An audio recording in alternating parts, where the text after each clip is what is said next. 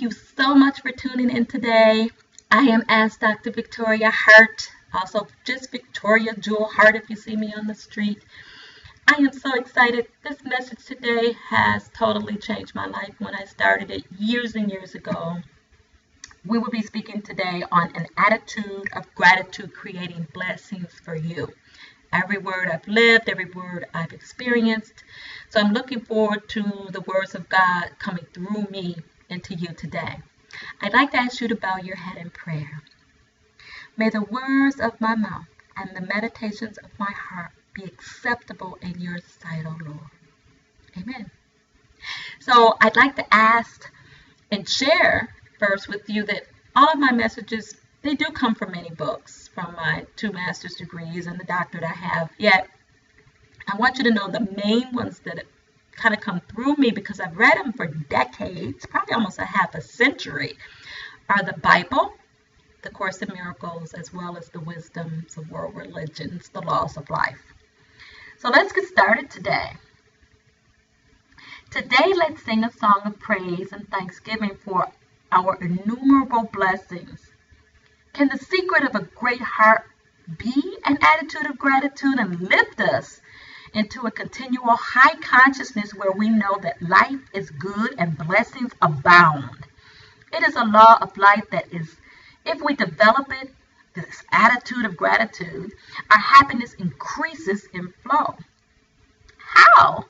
The virtue of gratitude can directly touch the ultimate foundation of a person's existence, and the reasons for being grateful can begin to multiply. You know, they say we're just energetic beings anyway. Just what is this attitude of gratitude, and how can it be developed? How can I develop it? An attitude of gratitude is a conscious decision to look for the good in every person and every situation we experience.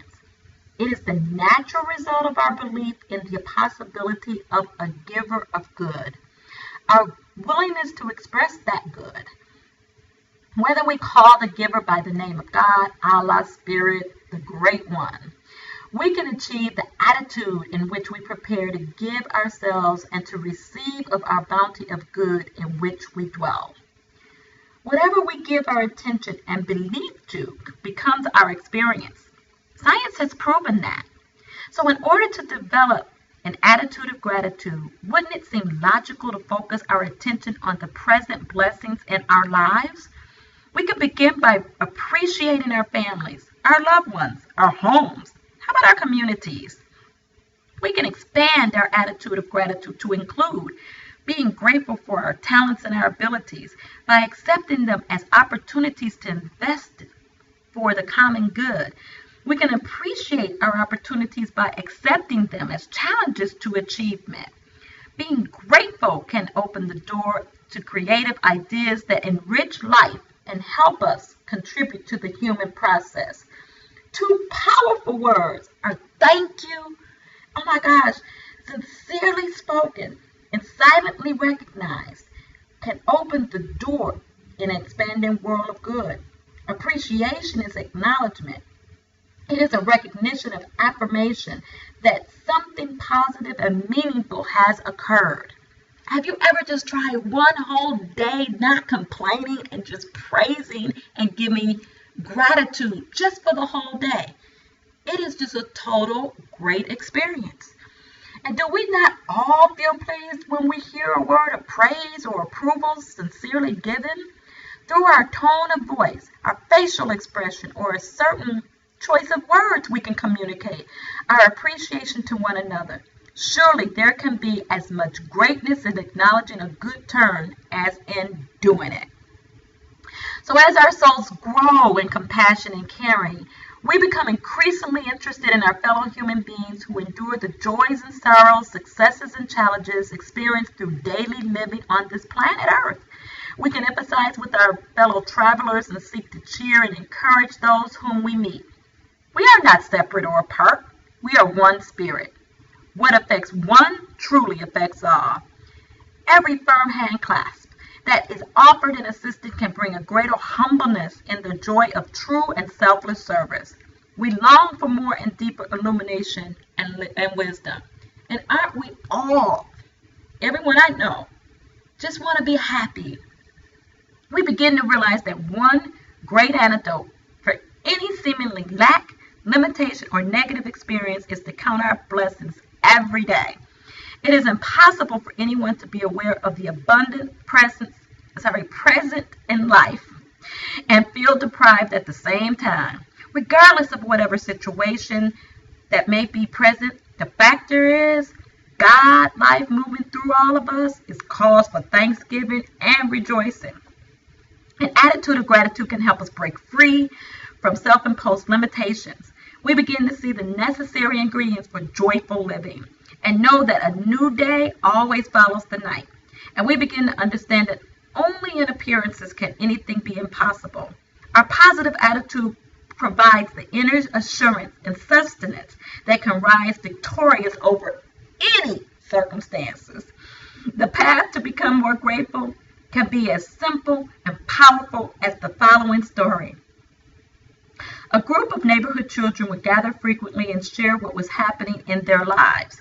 The friendship among the children was beautiful, and behold, and surprising knowledge that flowed from these young minds.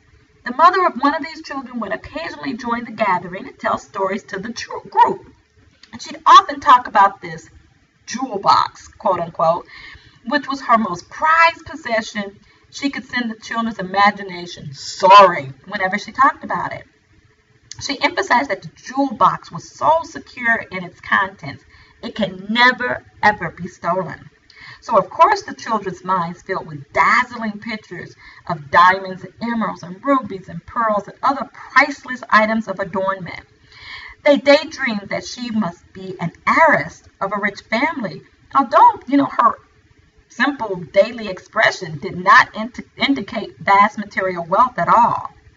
One day the children asked the woman what was in the jewel box. As the children, eager, upturned faces waited expectantly for her reply, she smiled at each child individually. Then she beckoned them to gather around her and sit on the grass. "Come closer. Let me tell you a wonderful secret," she whispered. "The jewel box is not a material box."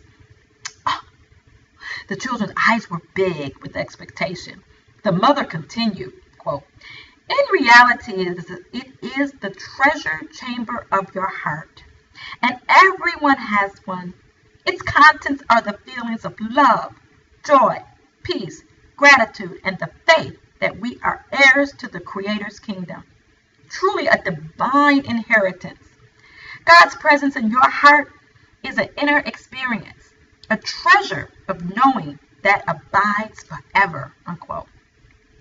The children asked many questions that day. Most of them never forgot the story of the jewel box and appreciated it more as they grew into adulthood. Perhaps more than you know, you can be a power for good. More than you may ever know, you can help, bless, appreciate, and inspire others. Through your own attitude of gratitude, you can bring strength, comfort, and peace to the hearts of those around you. And perhaps like the mother in the story, you can be an unconscious influence in the lives of those you care about. As an African proverb says, quote, "A donkey may carry heavy loads of precious sandalwood on its back and never know its preciousness, only its weight," unquote. So I just want to share that you have this treasure. You have your talents and skills. You are gifted. You have a reason for being. And it's all I've basically spoken about and tried to share with you. In each message I bring you, also, I hope you get it as well. Einstein always says your imagination is your previews of your life's coming attractions. So trust it and believe it. And believe in yourself and your dreams as I believe in you. I want to close with the Twilight prayer. "Oh, Great Spirit, I awake to another sun. Grateful for the gifts you bestow, granted one by one. Grateful for the greatest gift, the most precious breath of life. And grateful for the abilities to guide me day and night." You be blessed, you prosper, and remember, gratitude opens your consciousness to receive more.